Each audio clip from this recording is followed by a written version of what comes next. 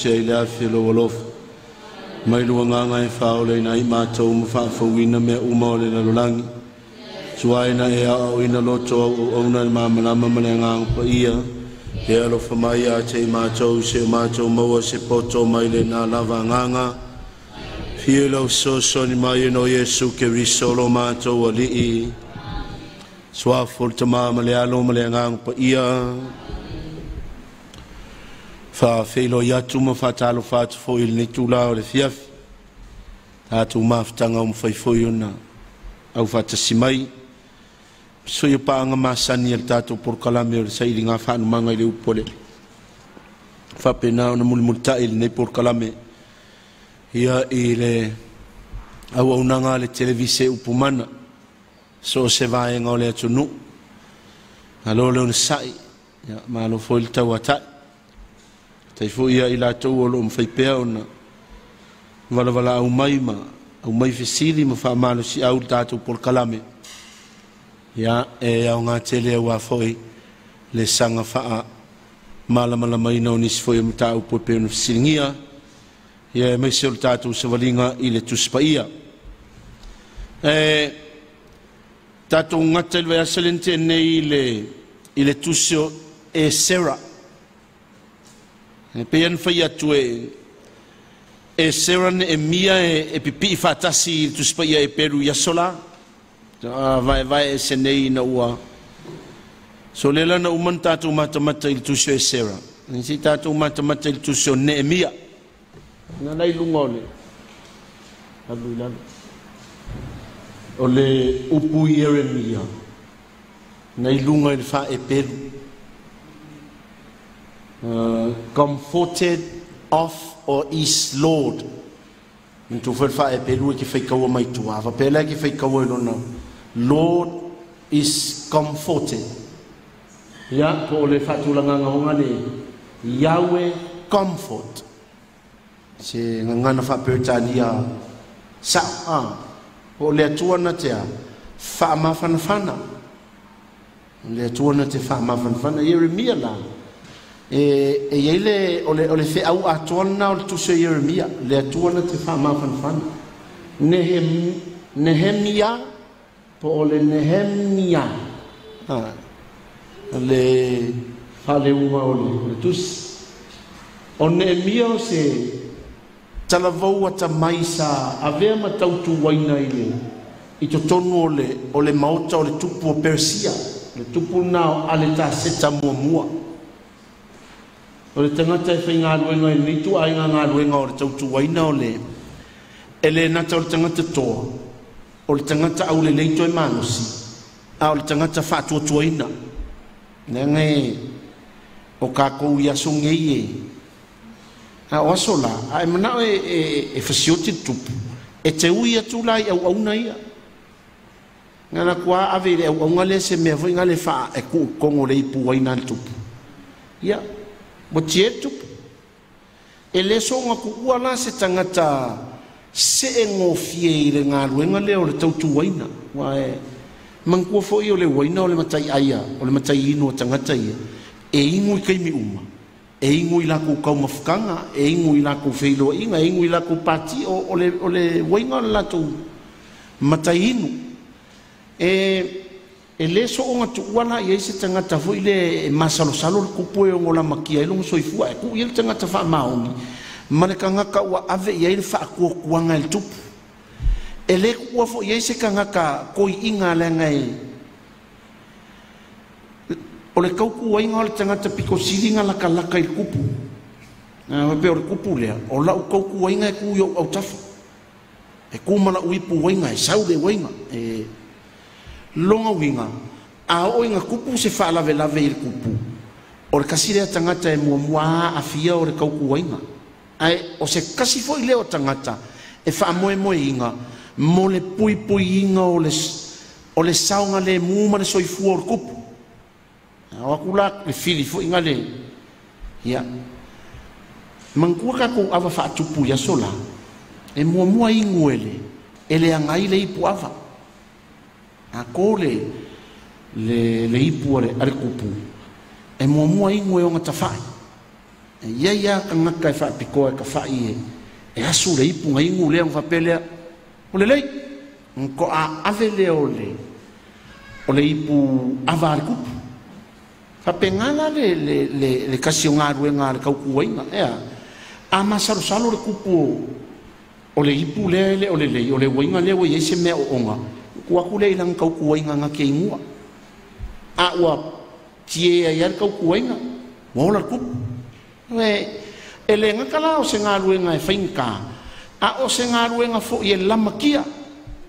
wa fa pela e va kulo ale we ye me onga o tiro I ayola ia kupu le fai ngofia nga ruenga tau tuaina ele so ngua yesika ngaka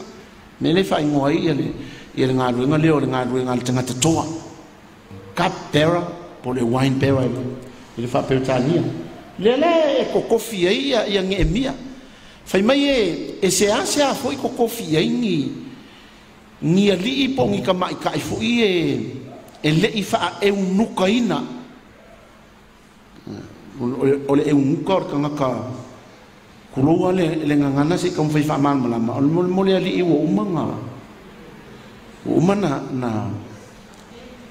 ia fa nga ia le upu kekeu kulo umutu malea so wa le ko ye ngi nga fa longo anga fa ali po ngi nga fa longo anga fa ka mai ka I le ku kau a to sina I feu so inga ko ma wo men mele tam fai e fa mtala me ngai ngole unuka se ele fa pe ngala a olo ke mi fa wa e unuka ka ngaka ele ko ye ilangi nga ma fa nga fo ngane e fialu sisi kamalo po sisi fingele ai pau ale mele wa alu a ko ye lunga malo si malonga ma fa o langa nga ruenga so ko nga ka nga lui I le mau kor kupu mo e unuka lena e foi mai ai masalo foi o le menga nga lainga ko kofi ia Neemia e fai ma tautu waina ale kupule ale taseta o nga o ia o sikasio o e unuka o kam kiki e le ilangi feelings o le mea o ka malo sa o alo nga mafau pe o le upole so e mama alo nga mafau e le alua e le palpala e le leanga nena le upula e unuka I fa e peru e unokos ngai lalo I bracket ngai lalo ngol tangata wa umanga o fo inga aku a kolo nga ola mole au nanga I le mau tautu I le kuspa ia e peru te nga tatu maka I le aso lentene Neemia e sera Neemia sa avea makusi e tasi Niskeming fa aingoa I tangata o Esera ma Neemia o le Esera o le kusi mua Esera Neemia o le kusi e lua Neemia o niskemi fa aingoa e tangata no foa inga tupu mua no foa inga tupu e lua no foa inga kupu no foa inga kupu e kolu Esera no foa inga kupu e fa Neemia aisea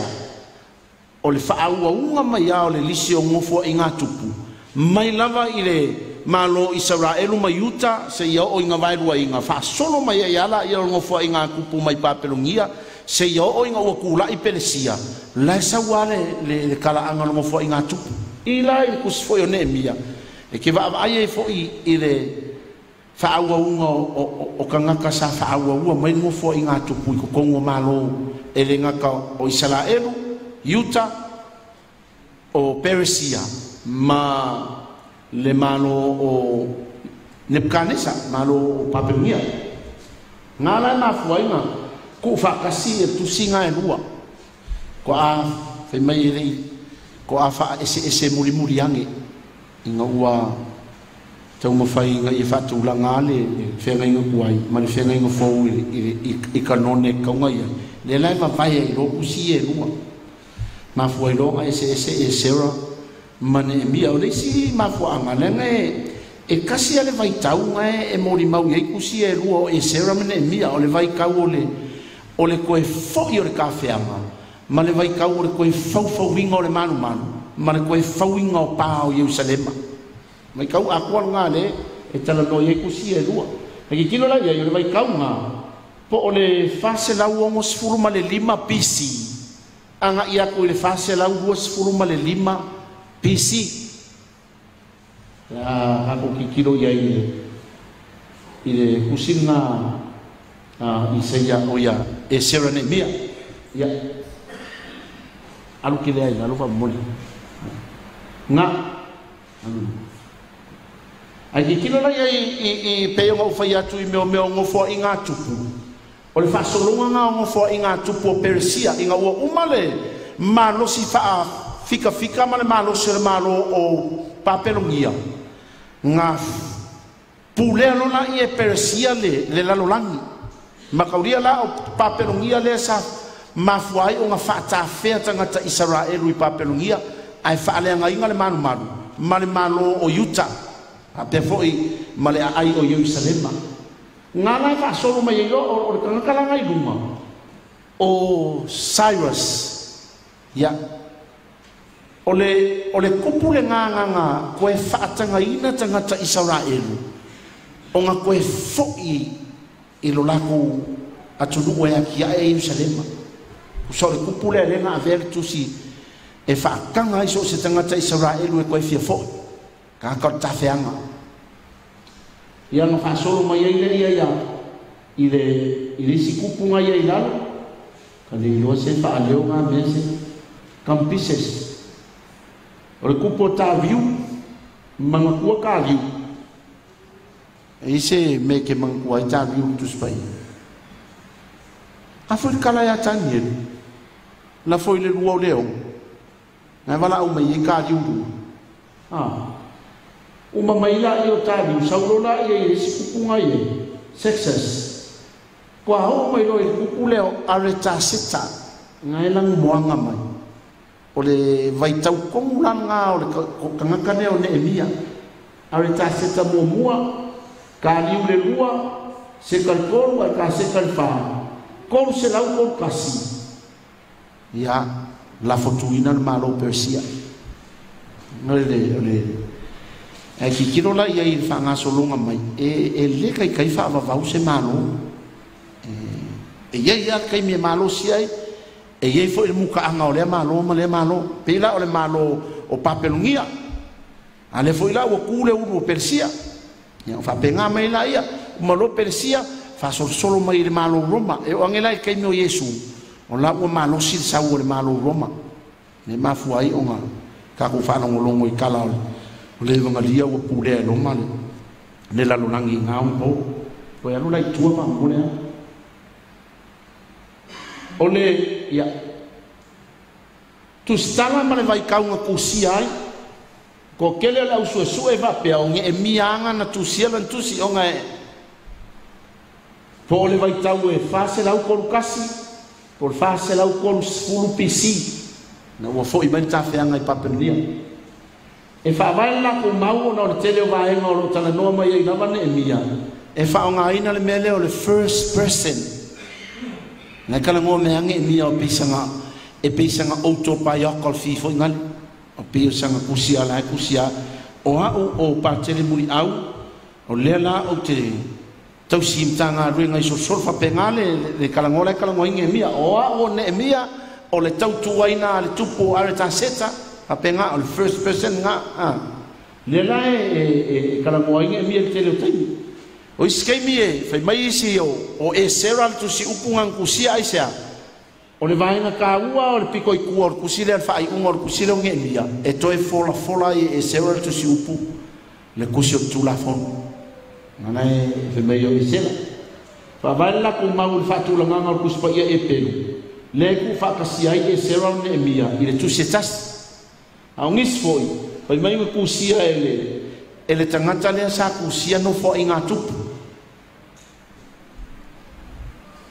ngana e afo ma foi o mo foi atu o kusia nge mia sa kere nga fa ingo isi o le ngo fo inga kupu e fa o tele a le au so e ma furia nga i le mawolo i ruma nge mia kusia lantus ya kai mi o ta feanga e pe yo mo foi atu o le kai mi ka ua nga skasio kai mi e mana tua pea e tangata Israelu mai e manga kua pea fo i tu spaia o ngā o se kasi o vai tau e peye e maka ai le whaai unga o le mea ma le koe amakanga o le mea maka ai le Israelu o le Yerusalema kuai ma le koe fauwinga o le Yerusalema fau o le urua i kawhianga e whaimai e lua vahenga o le tawhianga o le urua i tawhianga ngā alu i le vai kau o le 5 selau iwa sefulu ma le fitu pisi e mea lea e le i whaaleanga inga le manu Yerusalema mua whakawhea ka ngā kafo i e le au popoto ma le au whaimafau ave mua kamanga ka mu fai kuanga o tangata vai ma ngai ka ngaka le ka waloa fo ngai wa ngai man ko fo e o le mo mafau e sel ka wa o ia tonu ia fa e lengi ma le fa e pelu o ile fa ngau mai ile mele o filosofia po le mo o mafau ma fa le poto mafau mai le la mo le se ka popoko ave mo nga vai le ai o le kokele la tangata popoko ia le fa ka fe aku le e la vea i male wali ia o nge emia la vea i makangelu o sakalaka me sako apeteniko a kangoi fai kau kusinga o kamakala vau popoto le nga vakua ave fa fai ngā ruenga i kongo le mau kautupu pela ka ku fa long fo ia nge emia nge le la ka kuinga i le kupo ale taseta o le ua ka feanga langa 5 selau iwa sfurman fi o me ka feanga muri lo 5 selau vanu se furu maleongo por su kasi kausanga mulmurian ia ke minale nga o fata fe nga o makwa fa le nga nga lo malu Yerusalema fa ka fe lo mal to tele o tangata ai sa ia la nga ka nga kasato toya ia Yerusalema o ngai ai nga makikiva o ngai ka nga kasufa ifo ie ave i papelongia e fa perkupu ele se a nga le avaku o mai le o ke senge ma pupu ele i papelongia siriana ku pe i ka va yam fiokia ia i le fa le mga ia ke la tamana a o ke fa ka fe i papelongia i valus 5 selau valus fu ma le o mo pisi ke foi na le wa o para ina ile o i man le sa fa i so mona tupu ya pe yo failo atu le kupu mua ngai lunga kupu Persia o kuresa 5 selau o sfulu malvan a mataloa o nga koe whaakanga e kuresa tangata koe fo tangata tawhianga o le kausanga 5 selau bua sfulu vanu kausanga muliangi na toe fauina ai le malu i Yerusalema le malu la le fa ingoinga o le second temple po le malu o Herota malu le mafua o ngai ile kemi muliangi nga koe ke wa i Herota le malu fa ingolo le malu o Herota ai o le malu longa lua le Yerusalema nai mai ale nga ruenga i kausanga i 5 selau se furu maleongo pisi a faila al kausanga 5 selau o sfuru pisi ko e fawel man umai le 5 selau sfuru fa kausanga ko e fawe kangaka o le kafeanga le man o winga le makua o inga e ka umai ai le ngau kele o tangata le man ka kangwe ko e manatua le salamo foi le fawai le pesele pa ida rivers of papel amatu no foi au vaio ma fetangisi pe amanatu ya Yerusalema le nge ele mafua o ai ma ko e mafua o le manu lang ku Yerusalema e sinsin fa malama makikilo Yerusalema le ngole manu le sa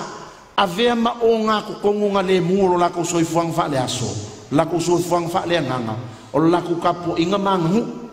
malu Yerusalema ala le wa vesi kan ya le or tangata ipelu e kan ele mfainga la ko usuang ipese ese ale akua ele ese aya ngangau la to loto se ko fauia le man ke va ile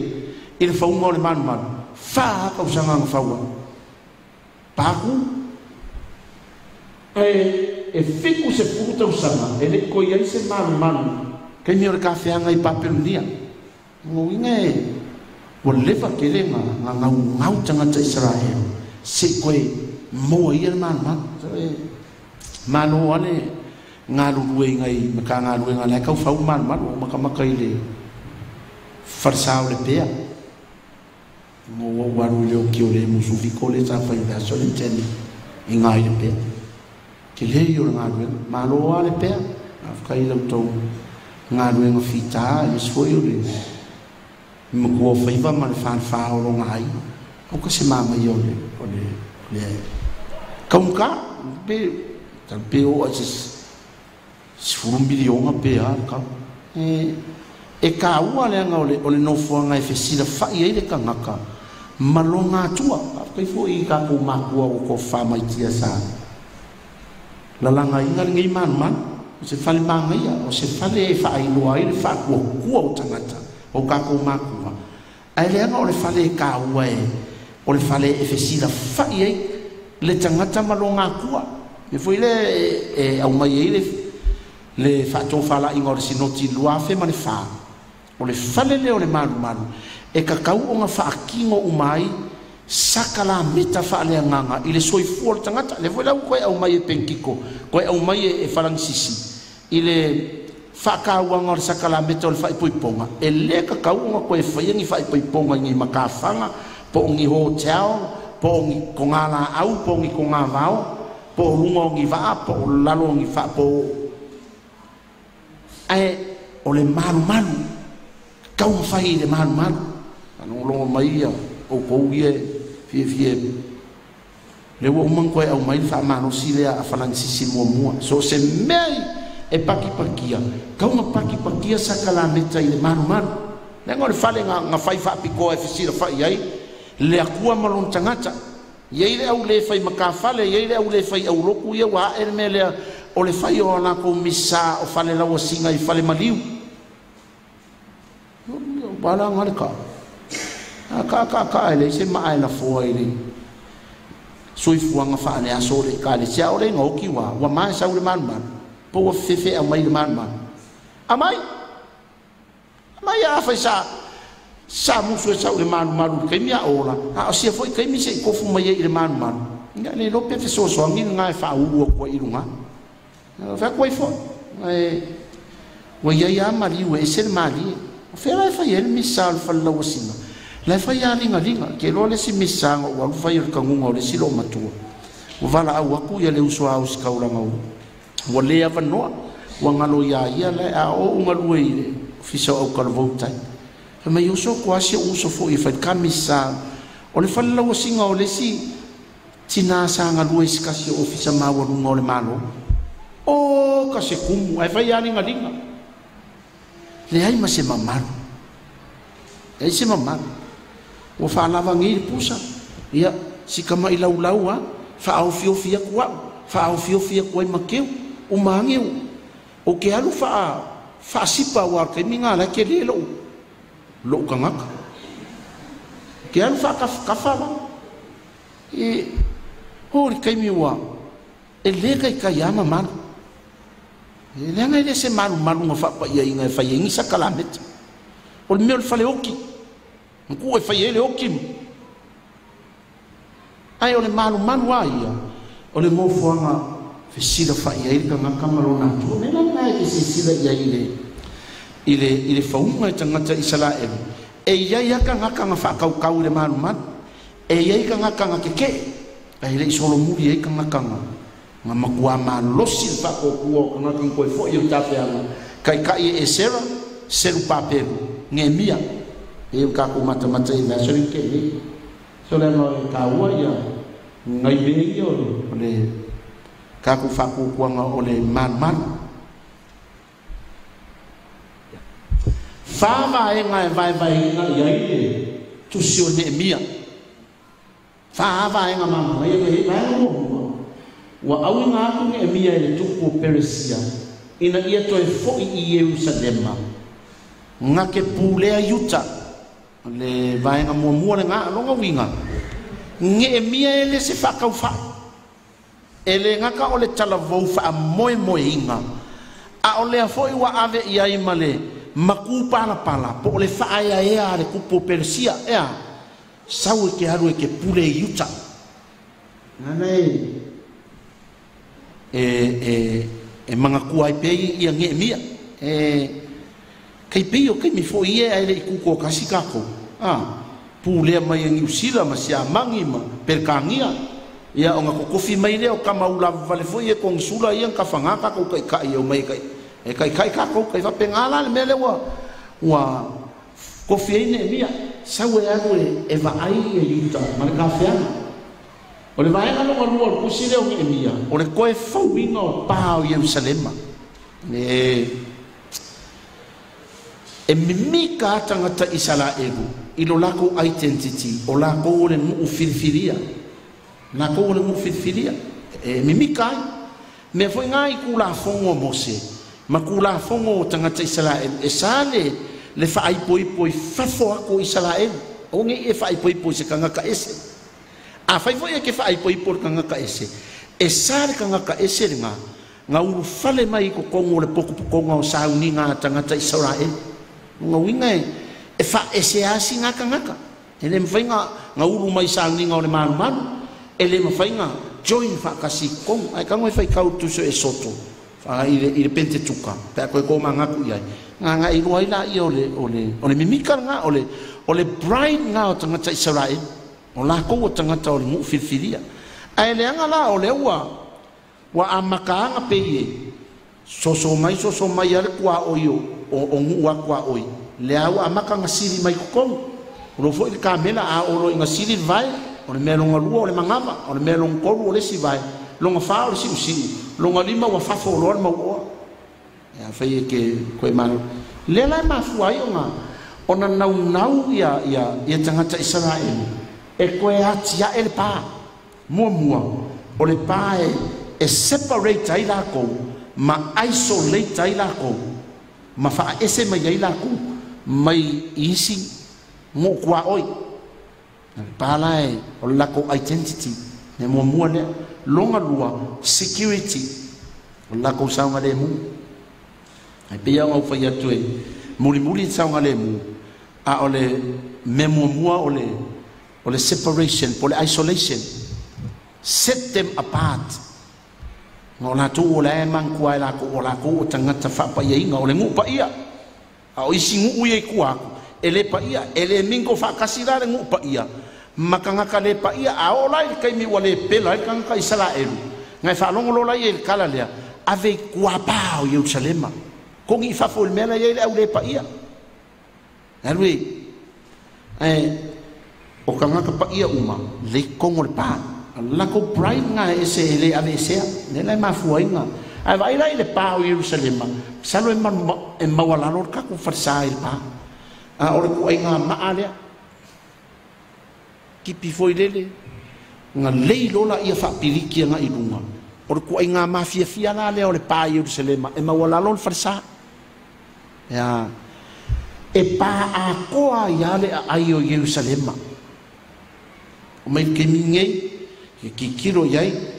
ma le pe si pa o aku le si pulema fa u si pa o le memo mo nga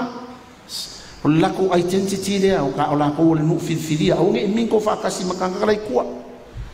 ya fa ya le pa pui ya la ko identity longa lua o le pa pui ya la ko saunga le mu nga ia manu ma pui ya tanga te Jerusalem o le longa ko o le vaina lona tolu o le musile o ne elia o le faita wina tawalo o tula fono e ale atua e sera ko si upu le saka ko mata e le asolenke ke mo fai atua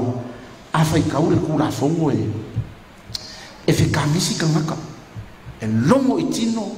longo iloto kula fongo e sia o le va fai fikus fuka usanga ele ko yes farsa fikus fuka usanga ele ko fa longo kula fongo ele va pe o se me ngale fai se kopinga la couleur kanga la kusile kula fon fai kau lo wakari fai kau lo afingre ai nga o ia ile malu sa fai kau tu la fon tuna ale la mo malepe o lo ele ese ele whakanga e paperongia nga whaikau kula whongo e peru i o. A whaikau akula kula whongo me paperongia e mairi nguku. Whai keke. Nei, e ka ua e koe whaikau ngale e sera.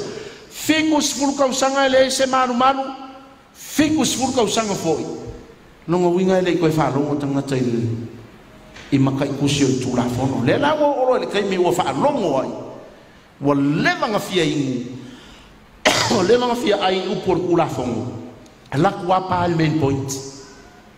O lor kala ho ile ya ka vikam koria ka kongi apa al main point. Upa le ile wawa manos, le wawa ola le upor kula whongo. Vai le i whetangisi tangata. E whe ei. E whe mei e sera orkan. Aso fia fia. O le aso fia fia. Le nai. Vai ngalong kolunga tu se o nge mia. Ma vai ngalong fa. O isi mea na fai ele mia. O lona fa lango malosi ile kua ai mai se. O lang kalo ia so uma ile kua. Nai kawalunga ia ile tu se ne mia. O le au ile linga o le au video tusi. Ngana ile maka upu kasi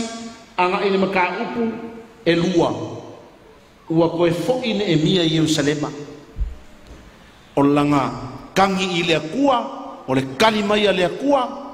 o le whaoso fianga e lea kua, o le kupo are ta seta, o le maku pala ua kou aku e are ta seta, o le alu, ma le kalo sanga ia,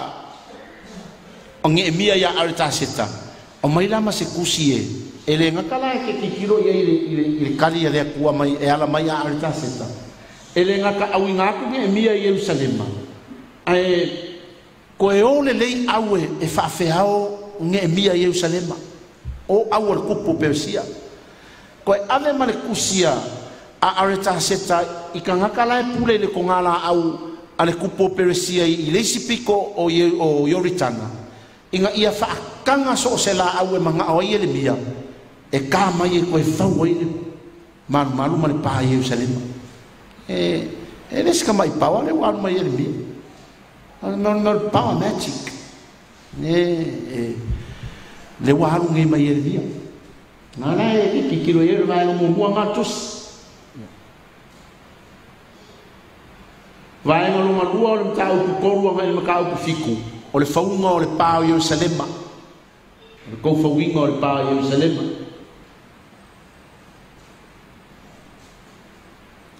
O le vai na kolu, makau ku valu e makau ku sfuru,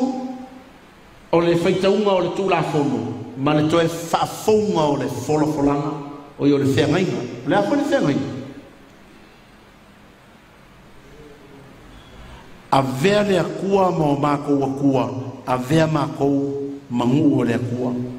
I kusa e soto, o a o lo kou akua, o utou o lo unu. Nei. O le whengainga ngā. Man kau pula sifun mantas. Anga i sifun man kolu whaungatus. O isi ngā ruenga ngā whaia e Jeremia, o e Nehemia. E iei ia, vaile e le whaunga o pāo, o le pāo i Yerusalema. E se fulu lua whai kokoa, 12 gates. O le kusfoi laungi e mia, ngai wha ai ngoa mai ai gate ese, longa winga as fulu lua gates. E kawha se fulu lua la le mea. Ni whainga. E orai ko kongo maka o kutaitas. O ngai e wha ai ngoa mai ai gate ese, makai ka inga. Ka kubo ine mi taha ua ko. Ka mona, taha ua tolu. Nehemia e tolu.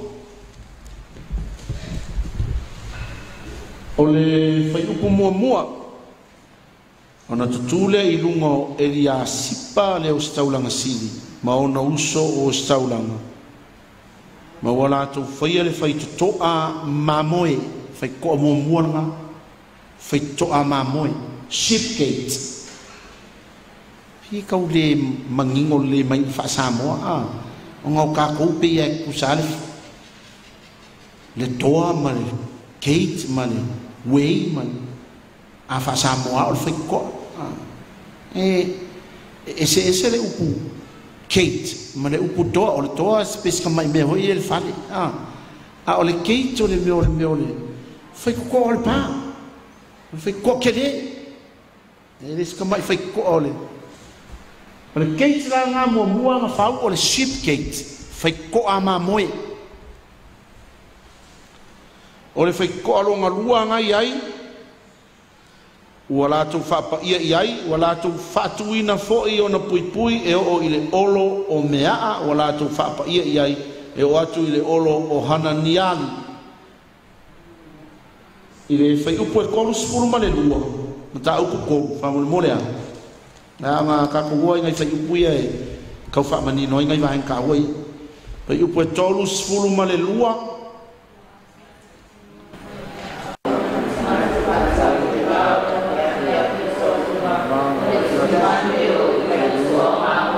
ia o le fai koa mamoeanga o le fish gate ngai i le makaupu e lua fai upu e spurkolu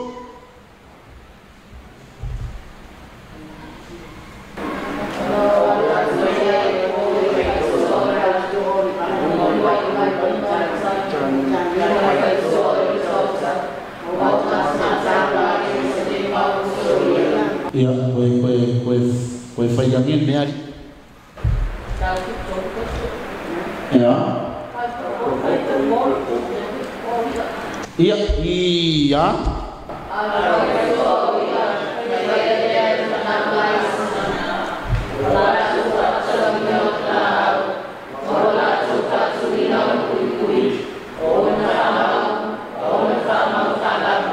fai to'o ia fai ko'a o mamoe, fai ko'a o ia. O le old gate ngai ai fai upu e ongo i a.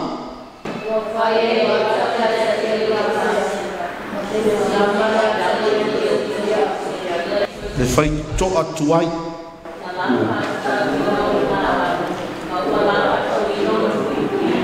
Ava pele ke fai kau i le mata upu ngai kolu. Ngai mauaina ia se furu lua gates ngai ai ship gate, fish gate, old gate, valley gate, gate of the fountain, dung gate, water gate, horse gate, east gate, gate Mipka,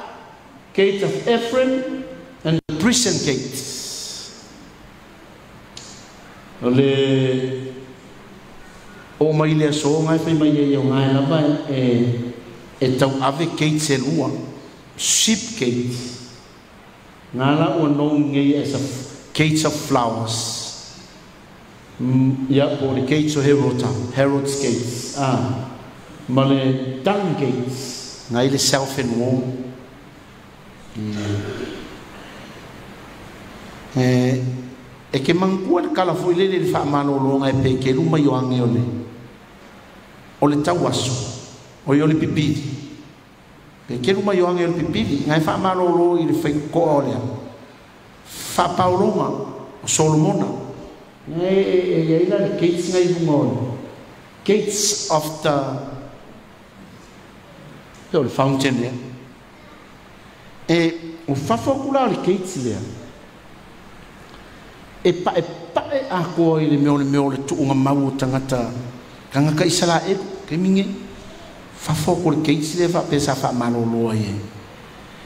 e pa a ko a kikiro pa peke alu le pasi le tua le ke e kikiro kula ia e pengi ka mai ma pa e fo ingale le me e lilo a ko le meole ku nga mau o kanga ka isala e au ka fol feito le ave mena ku ka konga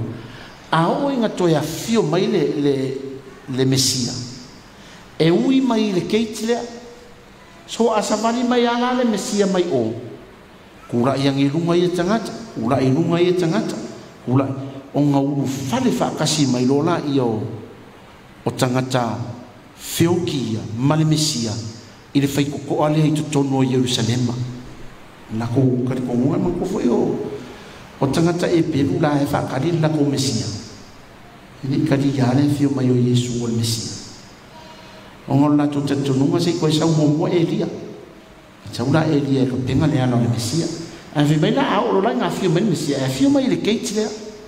saulo la ie ko ku mai tangata ia na saulo le la ko solo fa kasi ko mo Yerusalema male Mesia ina e kaua ile wole e peonga safa ki ngoile fa maro lo vo ile fa paolo mo solo ki lo la ie e ke lela le ngaro ina safa ki ai pe afai se fulu lua keits ngo winga o le pale nga fa wele ska mai pa o le pakele afai pa a koso so pa ko kai I alu pa nge lungo ngamo ali fo fa pe alu le malai pa ngai o so mai I sa wai fa pe e le se nga ngo fa ngo fiela no fa man me foi nga lenga mo mia ia cases fuma le lua a fiaru sami sea gate a fiaru le vai cafe water gate a fiaru le malai mountain gate a fiaru I salles gate no ese umala gate nana ke kau mai ia o le ata o le pale sa e sera ko fai o le akoanga ngal tusione mia pea kaku whanongolongo ia o le koe kau mwhainga ia o le whea umanga ia le I mua lotonu whea le mea ke halu ia whea le mea halu ia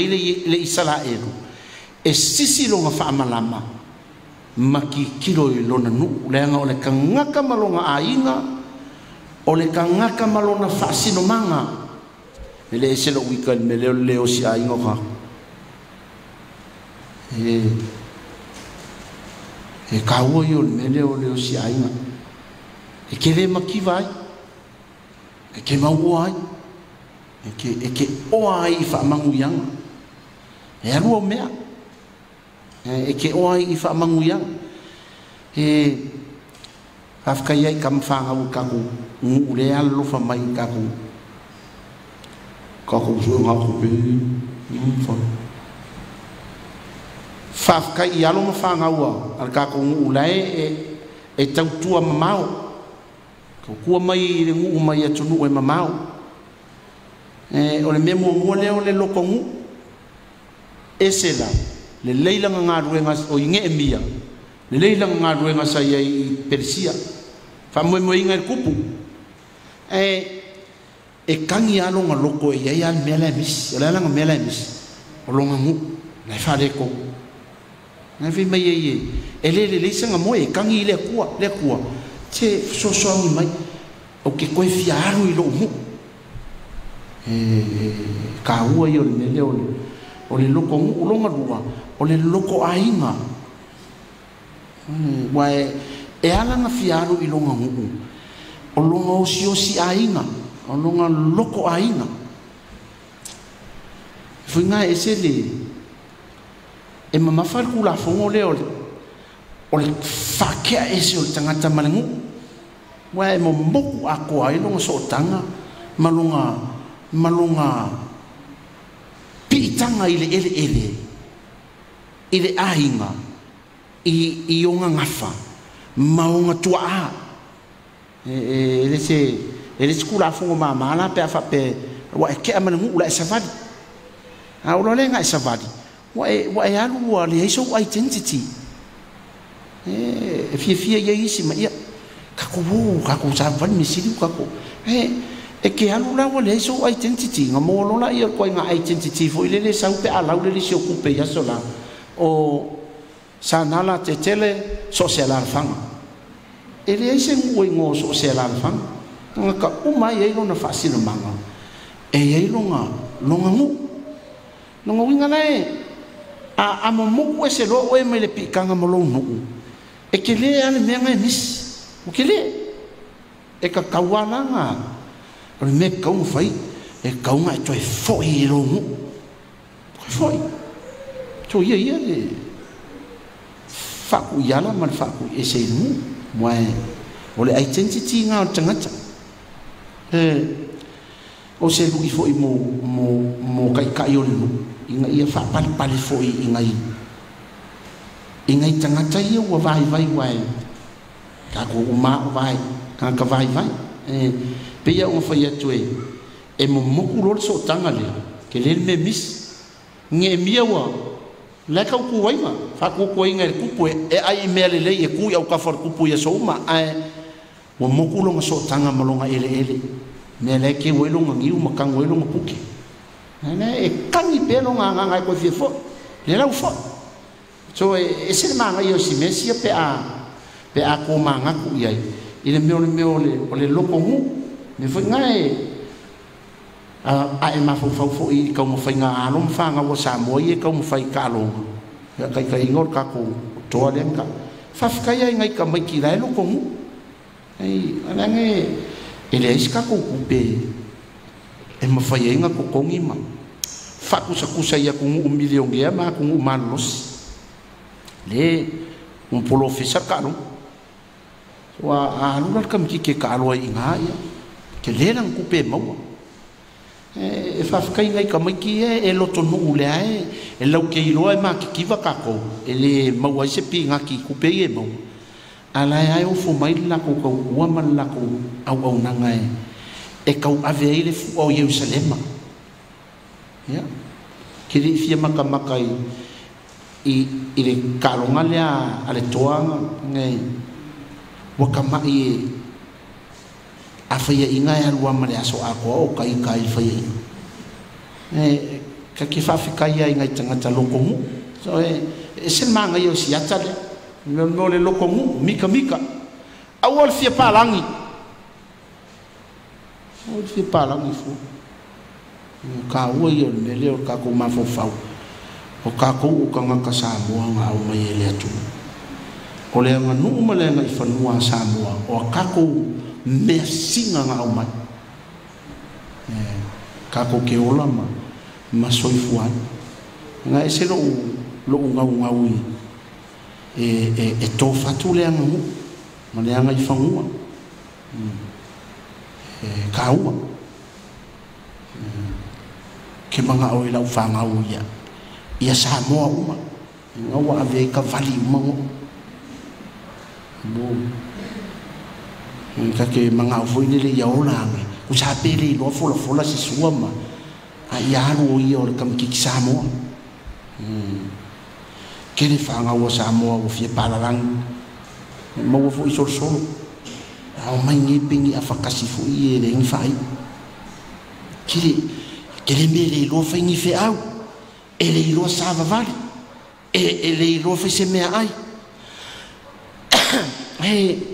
e pingi toi ai ngoi pingi toi wa meu toi pingi e coi fo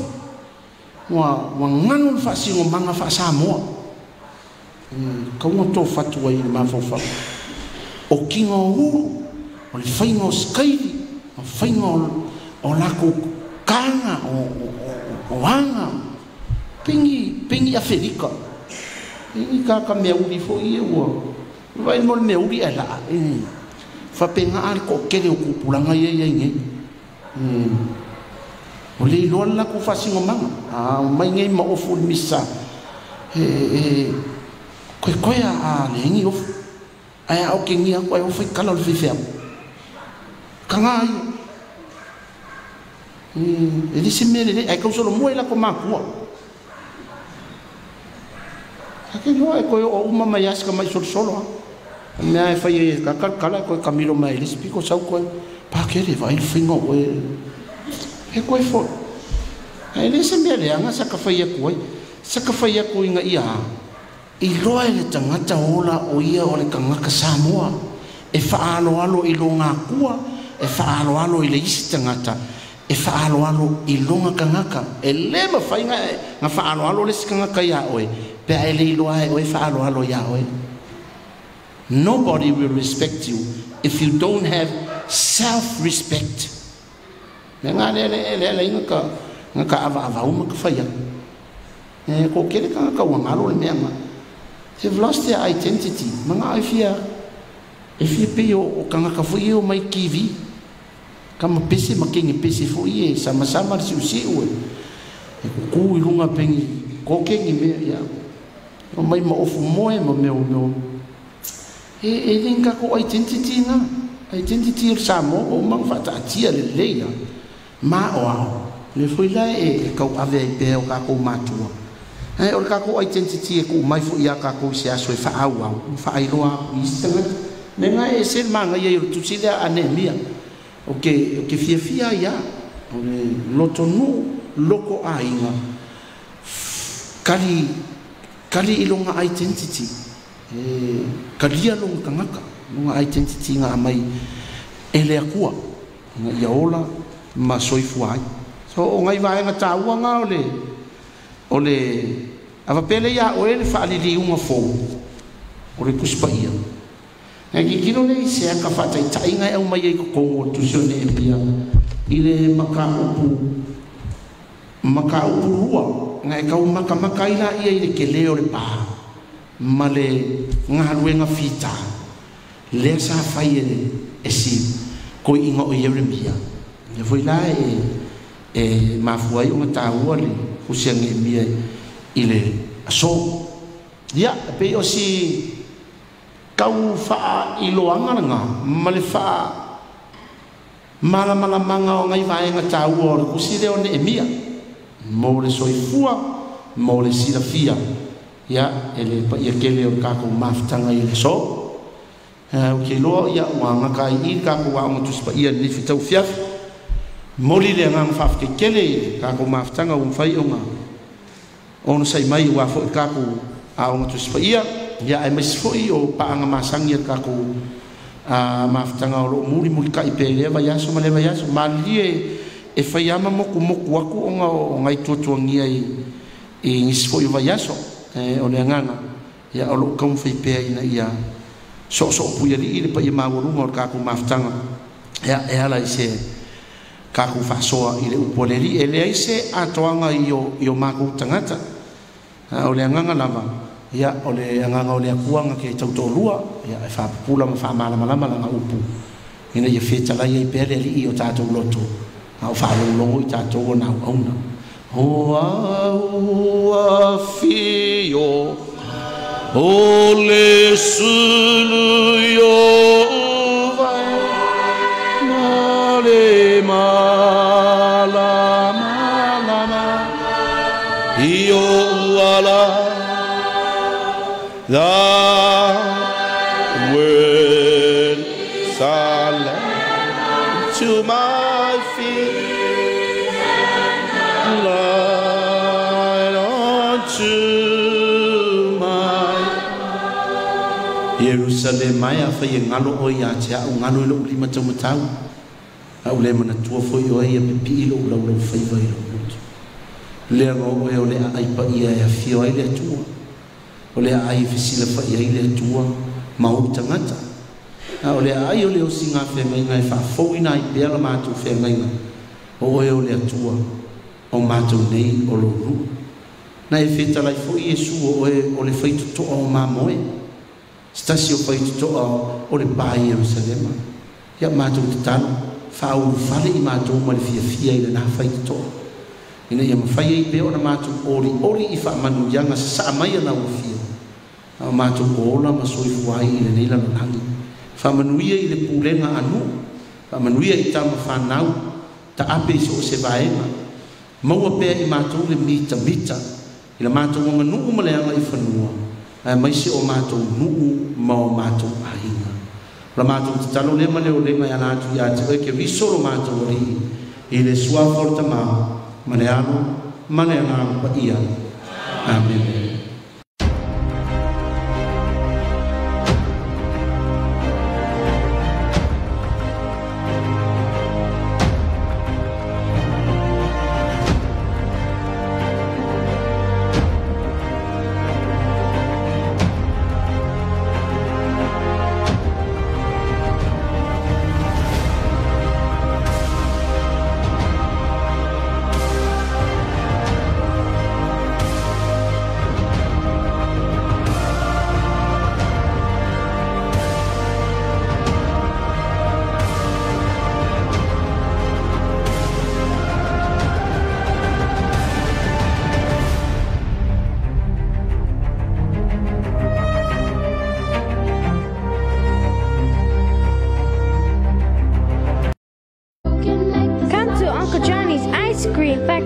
by Tilly for some yummy ice cream. There's lots of flavors to choose from. What's your favorite? I don't know, they're all so yummy. The ice cream comes in lots of sizes. Uncle Johnny's sundaes are good for me. And my favorite, ice balls. I like the rainbow colors. Hey, they got Cordials too. And one are for Daddy. And they're so nice, they bring it to your door. Hey, Mom, let's go to Uncle Johnny's ice cream factory. You know, they open every day. Uncle Johnny's Ice Cream, available now from the factory shop at Vaitele or at your favorite store.